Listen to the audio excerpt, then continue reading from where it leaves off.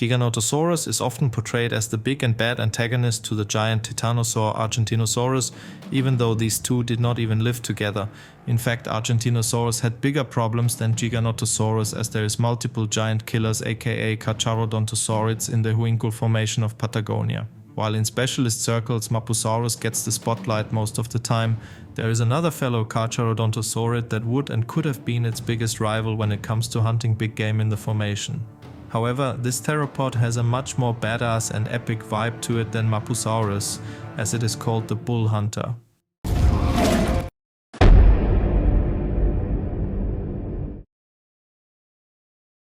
Taurovenator is a giant Carcharodontosaur from the Cretaceous Huincul Formation of Argentina. It is a member of the group of the most elite big game hunters of all time, but we'll get to that later, so stay tuned to not miss that.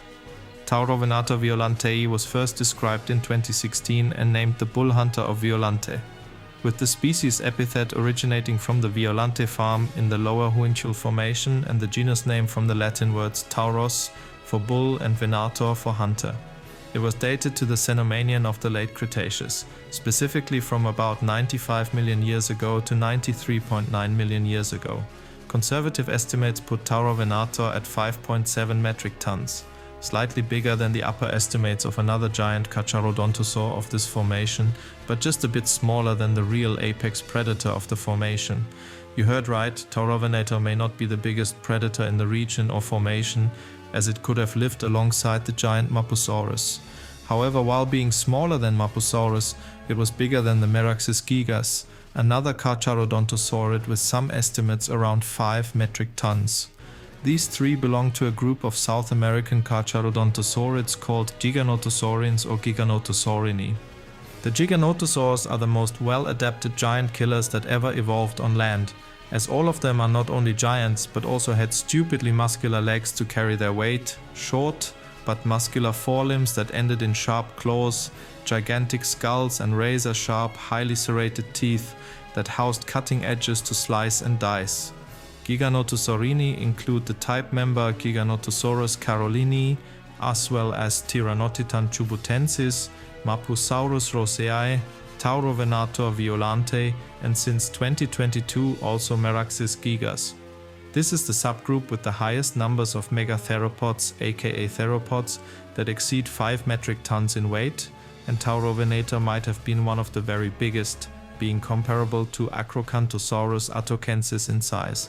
However, Taurovenator wasn't just similar to Acrocanthosaurus in weight, but also in neural spine development, as its neural spines are imbricated, meaning the cervical vertebrae would have interlocked with each other. The authors also described this morphology as a cervical complex and likened it to overlapping roof tiles. Taurovenator's paleoenvironment would have been filled with some superlatives of the Cretaceous period, including giant theropods and truly colossal sauropods. It should be said here that some researchers believe that Mapusaurus lived later than Taurovenator, meaning they never actually coexisted, even though they are known from the same formation. Taurovenator would have lived alongside just Meraxis if that is the case. However, even if Mapusaurus and Taurovenator didn't coexist, the vast territories required by such massive predators such as Meraxis, Mapusaurus and Taurovenator raise questions about whether an entire continent, never mind a formation, could support multiple species simultaneously. Add the fact that Carcharodontosaurids died out about 90 million years ago, and one might wanna think these guys just overate, killing all the sauropods in their environment and dying out of hunger and cannibalism, allowing for smaller predators such as abelisaurs, megaraptorans and dromaeosaurs to take over the newly available theropod niches. Having said this, it should be mentioned that it was mostly sauropods and their giant carcasses that sustained this formation of giant killers for millions of years. So now the question arises, what animals actually lived in the Huincul Formation other than the three giganotosaurs?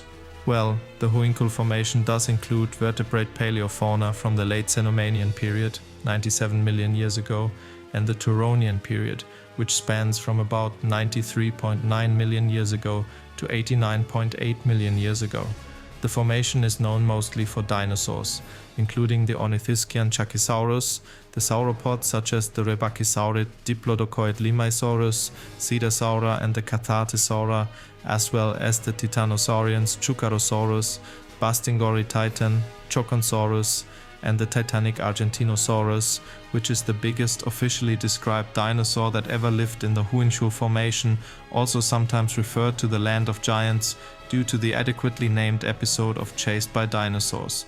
Considering the fact that this formation was home to 7 different sauropod genuses, whom one of them is still the biggest officially described dinosaur for many out there, it is abundantly and evidently clear why this formation can support such massive predators as Mapusaurus, Meraxes and taurovenator. But what about the smaller theropods? Aside from the 3 Carcharodontosaurids, the Patagonian Huincul Formation also includes the Auniraptor, of whom we still don't know its exact group, the potential Coelurosaurian Gualicho, the Abelisaurids Ilocalesia, Tralcasaurus and the well-known Scorpiovenator, as well as the Maniraptor and Ovaroraptor. Further reptiles of the formation are the turtle Prochelidella, the Rhinchocephalians Caecaphylosaurus and Patagosphenos. It is clear that Taurovenator is either the apex predator or the second apex predator within its environment, depending if it coexisted with Mapusaurus or not. Taurovenator is a theropod big enough to hunt juvenile sauropods, snack on adult sauropods and hunt, as well as steal prey from every other theropod if it wanted to. However, the Carcharodontosaurid dominance shouldn't last forever, as they went extinct by the end of the Turonian period about 90 million years ago, meaning the bull hunter also blessed the temporal. It was one of the last giant carnosaurs, a brilliantly sailed and weirdly ginormous predator of Cretaceous Patagonia. Imagine your taurovenator. It doesn't matter what or whoever bothers you, you'll just That's it for this video. Smash the thumbs up, the bell and the subscribe, as only legends do that, and I know you all are.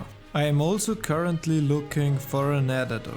If you want to join, just send an email to official.megaraptor@gmail.com. Add a YouTube link of an unlisted video of a 30 to 60 second clip using one of my voiceovers or even your own voiceover with some pictures and videos of the dinosaurs and other prehistoric animals talked about in the voiceover. I would also recommend adding some movement to the video, such as zooms, transitions and so on.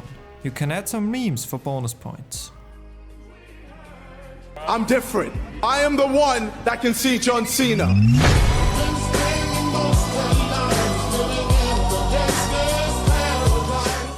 For more Megaraptor, there is also the German channel. Also check out Instagram for fitness motivation and inspiration, as I'm on a mission to help more people get fit. Furthermore, you can also check out Twitter to hear my thoughts on all kinds of dinosaur stuff. And with that, I wish you a splendid day or evening. Goodbye.